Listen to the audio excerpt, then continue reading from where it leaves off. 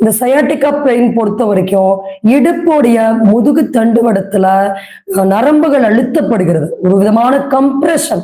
அதன் காரணமா தொடையில இருக்கக்கூடிய மசில்ஸ்க்கும் தொடையில இருக்கக்கூடிய அந்த சயாட்டிகா நர்வ் அப்படின்னு சொல்லுவாங்க, இருக்கிறதுலயே வந்து ஒரு ஸ்ட்ராங்கான அந்த மசில்குள்ள இருக்க நர்வ், அந்த நரம்பு பாதிக்கப்பட்டு அதற்கு போகக்கூடிய இரத்த ஓட்ட பாதை நமக்கு தடைப்படுறதுனாலதான் கால்கள் இந்த மாதிரி குரக்களி பிடிக்கிறது, நம்னஸ் ஸ்டிஃப்னஸ் ஏற்படுறது, கால்கள் வந்து அப்படியே ஒரு சைடு அப்படியே இழுத்துக்கிற மாதிரி இருக்கும்.